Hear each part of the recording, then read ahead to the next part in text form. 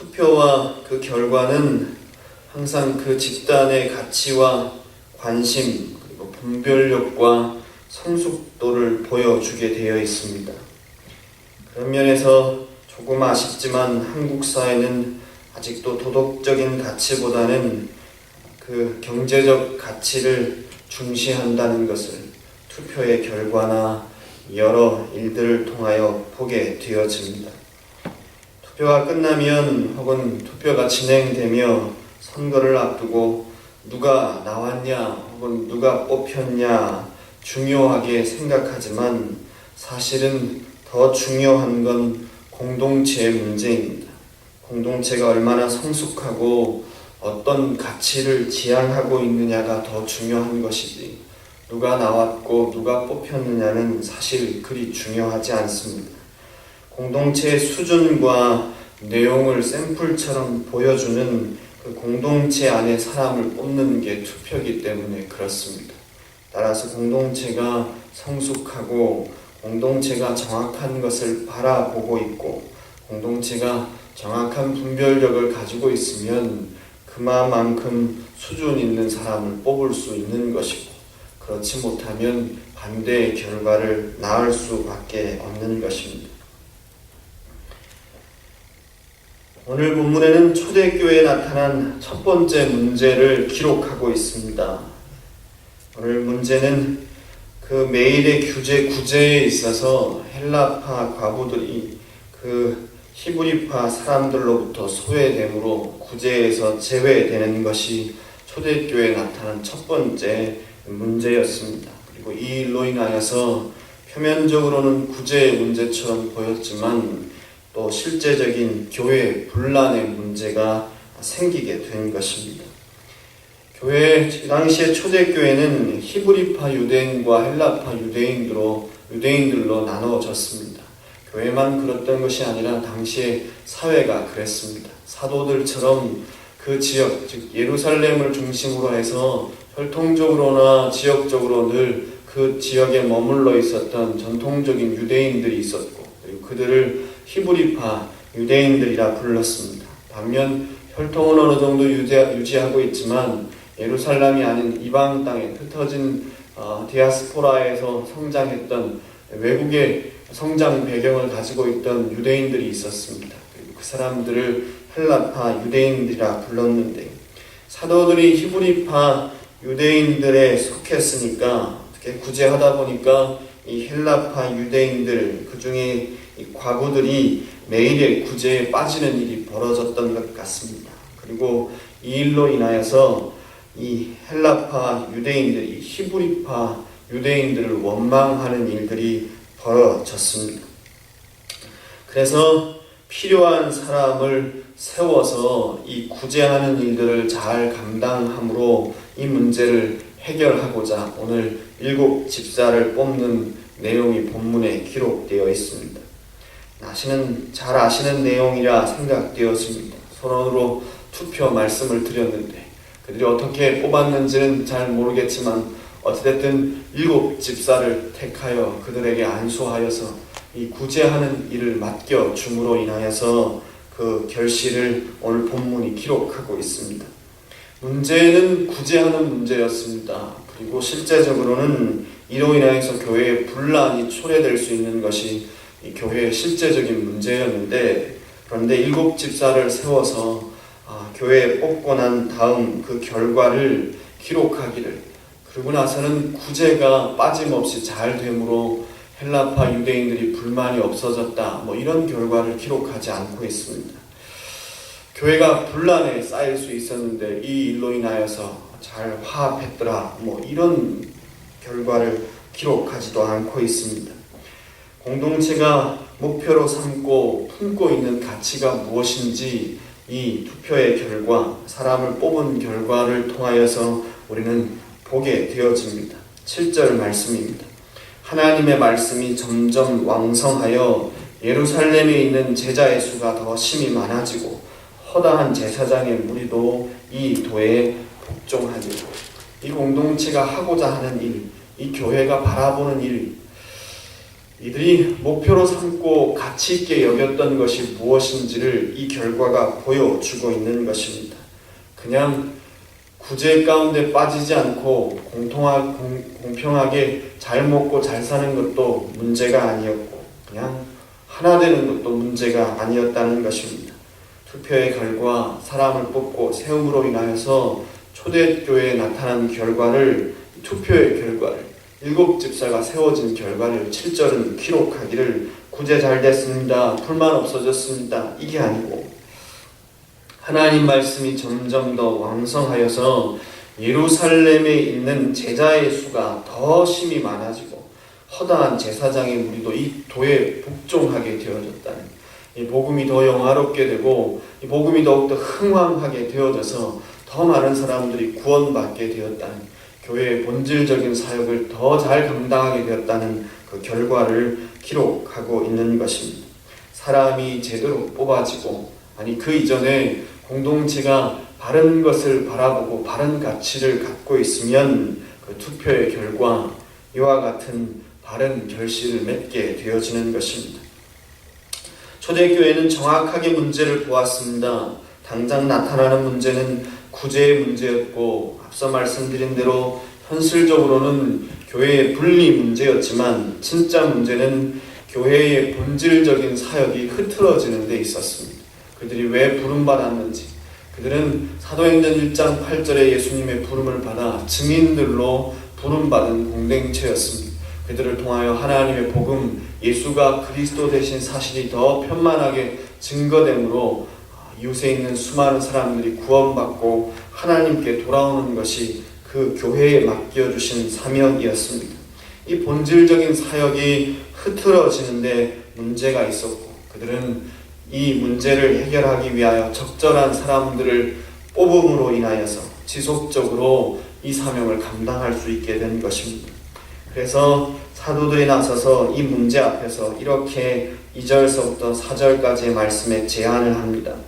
12사도가 2절입니다. 12사도가 모든 제자를 불러 이르되 우리가 하나님의 말씀을 제쳐놓고 접대를 일삼는 것이 마땅치 아니하니, 형제들아 너희 가운데서 성령과 지혜가 충만하여 칭찬받는 사람 7을 택하라. 우리가 이 일을 그들에게 맡기고 우리는 오로지 기도하는 일과 말씀 사역에 힘쓰리라 하니, 사도들이 하는 말의 의미를 잘 이해해야 합니다. 우리는 기도하고 말씀 전하는 거, 이거 중요한 거 할 테니까 너희는 별 가치 없는 거, 이거 우리가 신경 안 쓸 수 있도록 이거 할 수 있는 사람 뽑아라, 이런 의미로 2절에서 4절의 말씀을 기록하고 있는 게 아니라는 것입니다. 우리 공동체가 지속적으로 복음을 영화롭게 하기 위해서 성령을 구하고 그리스도의 도를 전파하는 일을 전념하려면 이 구제 문제로 나타난 이 문제를 해결할 사람이 필요하다. 그러니까 너희 중에 성령과 지혜가 충만해서 칭찬 듣는 사람을 뽑아라. 그래서 이 일을 맡김으로 인하여서 우리는 그 사역에 더 집중하게 되고, 그러므로 인해서 교회가 나아가야 될 방향, 하나님이 예수님이 우리 가운데 주신 이 사명을 우리 공동체가 더 잘 감당할 수 있게 되어진다. 그런 의미로 사도들이 나서서 이와 같은 발언을 하고 있는 것입니다.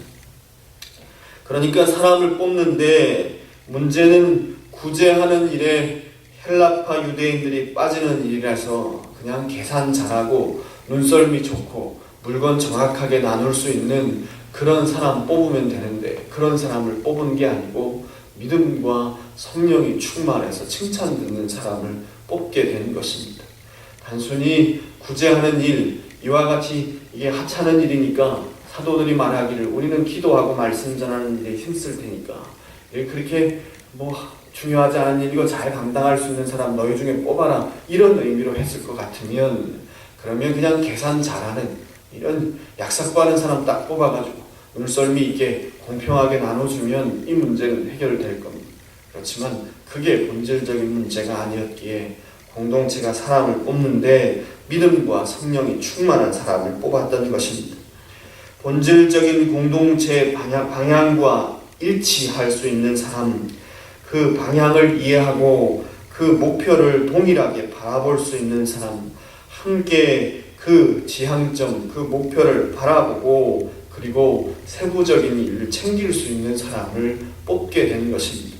믿음과 성령이 충만하여서 그리스도께서 교회에게 맡겨오시는 이 본질적인 사명이 무엇인지 함께 이해하고 그것에 마음이 같이 가 있는 같은 마음을 품은 사람들 중에 우리가 함께 이 마음으로 동일하게 하나님의 복음을 영화롭게 하는 사역을 감당하는 중에 세부적인 문제가 나타났을 때 그 문제를 챙길 수 있는 사람을 뽑게 된 것이라는 것입니다.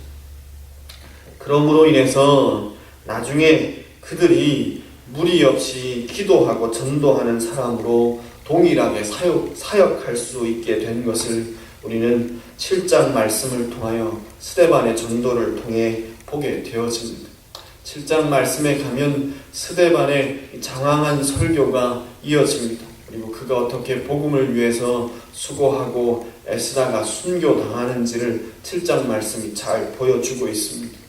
구제하는 일을 맡았던 집사였습니다. 그런데 그 어느 설교자보다 탁월한 설교와 복음의 증거들이 그의 입술을 통해서 나오게 되는 것을 보게 되었습니다. 그냥 하찮은 일을 할 수 있는 계산 잘하는 사람을 뽑은 것이 아니라 동일한 하나님의 마음을 가지고 동일하게 복음을 영화롭게 하는 이 일에 중심이 들여진 사람, 그런 사람들을 뽑게 되어지니까 그냥 사역과 일이 달라졌을 뿐이지 동일한 마음으로 사역하는 일이니까, 그러니까 구제하는 일 외에 복음을 전해야 될 상황이 오게 되니까 그 어떠한 설교자보다 탁월하게 복음을 증거할 수 있게 되었던 것입니다. 목사 밑에 집사를 세워 안수함으로 그렇게 뽑아 일꾼을 세웠다는 의미가 아니라는 것입니다. 안수는 기본적으로 동일시한다는 의미를 가지고 있습니다. 구약의 제사를 드릴 때 백성들이 어린 양이나 가축을 데리고 왔습니다. 그러면 그것에 안수하여 대신 그 짐승을 잡음으로 죄를 용서받는 제사를 드릴 수 있도록 만들어 줬습니다. 안수함으로 내 죄가 짐승에게, 이 가축에게 옮겨짐으로 그 양과 가축이 나와 동일시 되어지는 것입니다. 그래서 하나님이 나 대신에 그 제물을 받으심으로 속죄의 제사가 드려지도록 만들어 주셨습니다. 따라서 안수는 처음부터 동일시의 의미를 가지고 있습니다. 모세가 그 후계자 여호수아를 뽑아 그에게 안수하여 세울 때는 내 쫄다고 삼겠다가 아니라 이제 자기가 사명 다 감당해서 하나님 앞에 돌아갈 때가 됐으니까 나 자신의 이 사역을 감당할 수 있는 또 다른 사람을 세우겠다는 의미로 안수하여 그를 세웠다는 것입니다. 따라서 안수하여 7 집사를 세웠다는 말은 교회가 감당해야 될 이 본질적인 사역들을 함께 감당할 수 있는 동력자를 세웠다는 의미이고, 그래서 그 공동체가 함께 사명을 감당하는데 동일한 마음과 동일한 목표를 가졌지만 그러나 다른 부분에서 다른 은사에 따라 섬길 수 있는 사람을 뽑았다는 것이고, 그로 인하여서 교회는 더 복음을 위하여 전진하는 그 결과를 얻게 되었다라고 본문이 우리에게 가르쳐 주고 있는 것입니다. 5절 말씀을 보겠습니다. 온 무리가 이 말을 기뻐하여 믿음과 성령이 충만한 사람 7을 뽑았다라고 그렇게 기록하고 있습니다. 믿음과 성령이 충만한 사람 7을 택하라라고 사도들이 제안하니까 그 기준도 기준이지만 기준대로 사람을 뽑을 수 있는 공동체의 성숙도가 있었음을 5절 말씀이 보여주고 있습니다. 온 무리가 이 말을 기뻐했다라고 그렇게 기록하고 있는 것입니다. 온 무리가 이 말을 기뻐했다. 사도들이 나서서 우리가 기도하는 것과 말씀 전하는 사역에 전무하고 그리고 너희 중에 사람을 따로 뽑아서 이 구제하는 일들을 감당케 함으로 인해서 우리 교회가 전진해야 될 그 방향으로 더욱더 전진하기를 원한다라고 제안하자 온 무리가 이 말을 기뻐하여 그래서 7 집사를 뽑고 함께 이 일에 매진하게 되었다라고 오늘 초대교회의 성숙도를 오늘 5절 말씀이 보여주고 있는 것입니다. 쉽게 좀 표현하자면 성령과 지혜가 충만하여 칭찬 듣는 사람이 대부분이었다는 것입니다. 좀 양보를 하더라도 그렇게 성령과 지혜가 충만한 사람들이 많았고, 그 중에 7을 뽑되 모든 공동체가 한 목표를 지향하고 한 마음을 품어 하나님 부르심의 소망을 감당하게 되니까 이와 같은 결과를 얻게 되었다는 것입니다.